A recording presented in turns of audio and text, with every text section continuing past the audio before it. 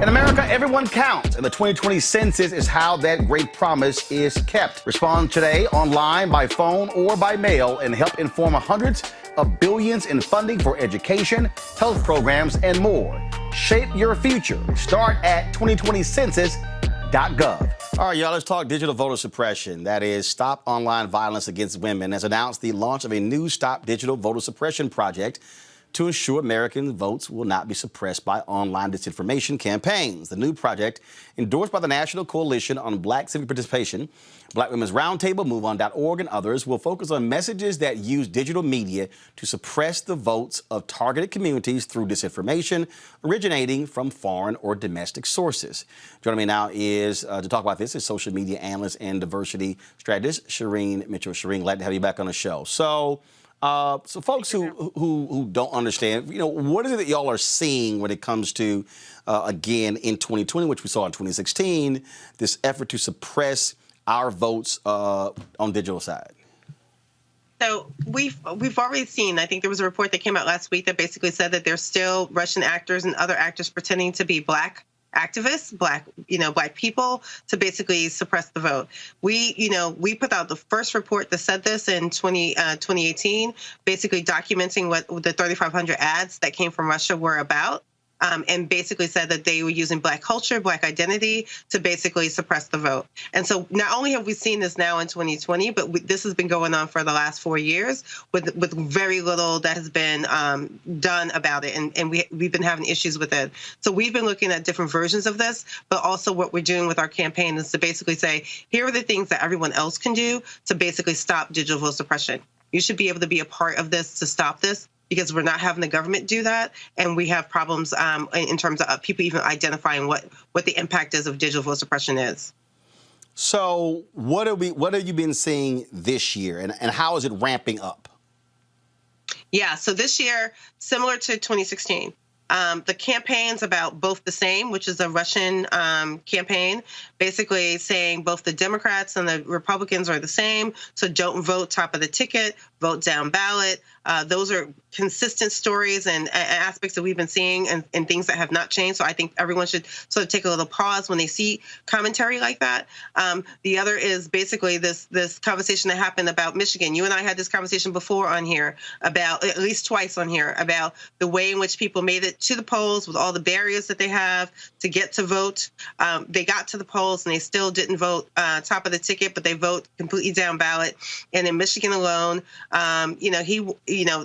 90K people did not vote top of the ticket, and he won that one state by 11K, and he won overall by 77K. So we know that there's an impact, and what we're trying to say is that we're going to do our best to make sure that people are aware of it and to try to stop that. And that looks very different across the board, because we're seeing not only foreign actors participate in this, but domestic actors. And that means that even politicians and other campaigns are participating in this. We tracked this in 2020 in South Carolina. For example, they were using COVID to try to on online targeting of Black elders to try to keep them from coming out to vote.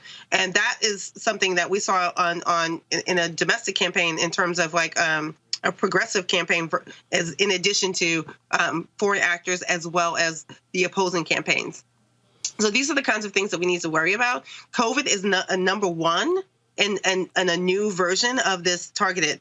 The reason why that they're targeting COVID is because it disproportionately impacts Black and brown people, i.e. they're the ones that change the vote, i.e. this is what's going on in terms of what's going on about where to vote, how to vote, and the disinformation we're seeing about the post office and other aspects of it. So in 2020, what we're seeing a little bit different is the way COVID is being used, and also the way that vote by mail is being used. Questions. Kelly, I'll start with you for Shireen Mitchell. Sure. So given that it is incredibly difficult to not only keep track, but to root out this corruption, what can we as prospective voters do to basically not be swayed or help our families and other voters to not be swayed by these tactics? Is there anything we can do? No, yeah, I do believe 100% sure we should be looking at counter narratives and ways in which people should get the right information. So some of the things that we worry about from 2016 is when people are given the wrong information about where to vote and how to vote. And so this COVID aspect and the vote and the vote by mail aspects are really key pieces. So we've been telling people, please go to your Secretary of State websites and get the real information about how you can vote, when you can vote, how early you can vote, and of course in this moment we're telling everyone to vote early. We're not, we're also making sure that people understand that if they have to go in to vote, that is safe if they have all the information that they need about what safety means in this environment. There's states like Texas, unfortunately, that are making it very difficult because they're basically telling people if they come in to vote, i.e. because you can't vote by mail, that you have to take your mask off for identity purposes. And that's one of the states that's very problematic in the work that we're trying to do and to deal with. But on a state-by-state basis, many states are actually doing the work necessary to basically make it possible for people to come show up to vote and also to vote by mail. So what I say to people is please check with your Secretary of States and make sure you know what your options are. But also if your secretaries of state are being barriers to basically say we need some changes here for those who need to vote in a certain way that can't. All right, Mustafa. So Roland had shared the coalition that's a part of this. Is there space for other organizations to be supportive as well? And hopefully there is a vetting process also even for those. Oh, absolutely. Absolutely. So we've been working with groups on the ground that have been doing this work for a couple of years. So we didn't just start this with this one campaign in this moment. What we're doing with this campaign is we're basically saying all the partners that we've worked with before, please continue to join us. Yes, absolutely. We want more partners. We have a link on our website that allows more partners to join, to sign up with us. But yes, we are vetting those organizations as well. So the key ones that we still are talking to and working with are, of course, the ones have been doing this work, which is like Leadership Conference for Civil Rights, Lawyers Committee. These are people who have been doing this work for a while and understand the digital voter suppression side of this. So we are continuing to expand who understands this portion of it and working with them. Malik?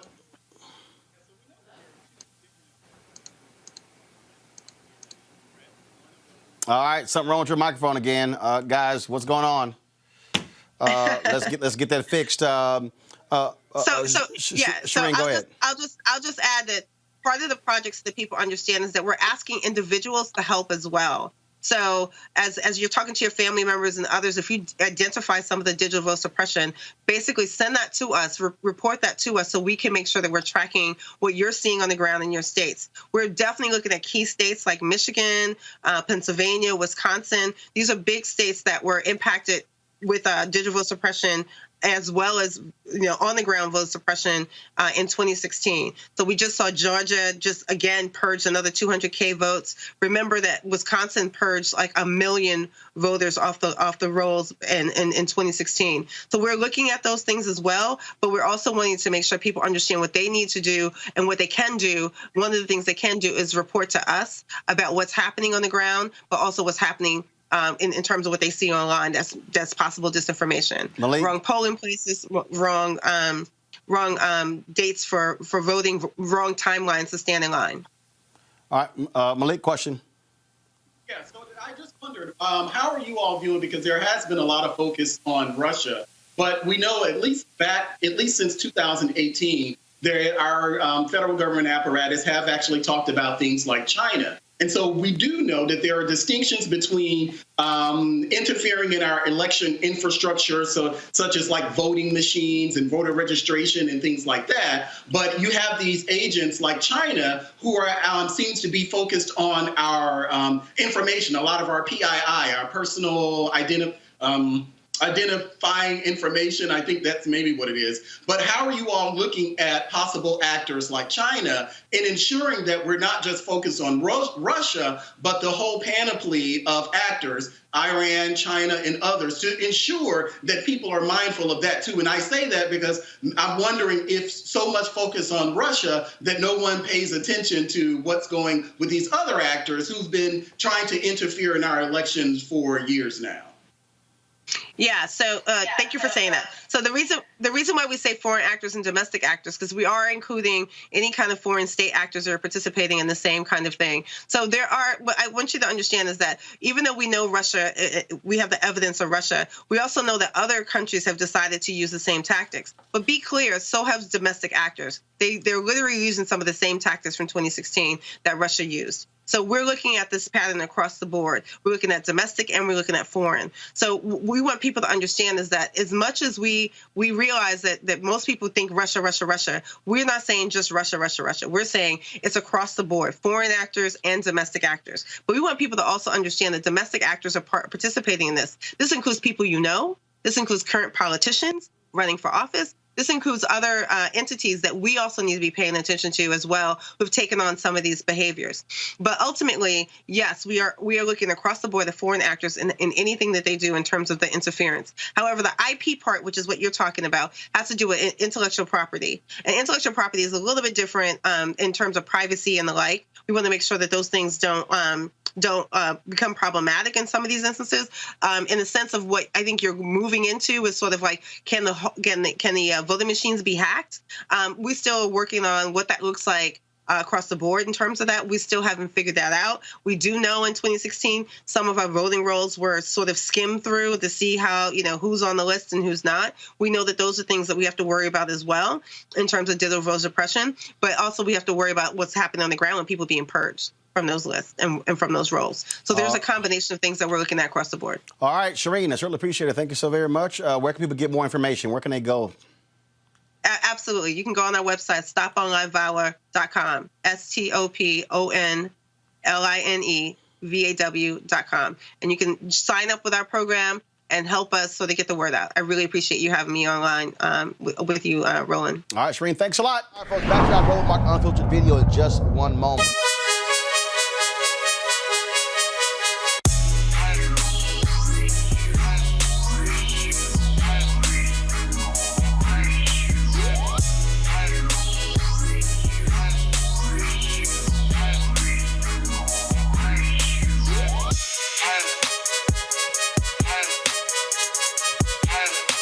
Folks at Ceek.com, folks, a black-owned company founded by Mary Spiel. They got a couple of great products, folks. So this is their virtual reality headset. Allows for you to actually pop this open. You drop your cell phone right into here, close it up, and then you're able to watch VR content right here with this headset. So actually it's pretty cool. So just put it on, and then this is how it looks. And so what then happens, you can watch the content that's on Ceek.com, and trust me, it's pretty cool when you sit here and you feel like you're actually in the room. And so you can also watch 360-degree video on YouTube or your own video as well. So with these headsets right here, then of course they have their 360-degree 4D headphones, which are great. They have this microphone you can attach to this for gamers who want to actually use this while they're also playing. That fell down there. Then you also have that's the headset. Then also their Bluetooth. Look at music. So I listen to it when I go walking. I love listening to it. Great bass. Again, a 360-degree travels across your head. If you want to order one or both of these, or even you want to subscribe to Ceek.com, go to CEEK.com. Use the promo code right here, RMVIP2020. RMVIP 2020 to get these products. Certainly make for great gifts. And so we certainly appreciate them being a partner here at Roland Martin Unfiltered, where we also support black entrepreneurs who are also doing some great things. And so to Mary Spiel and her team, thanks a bunch for that. All right, y'all.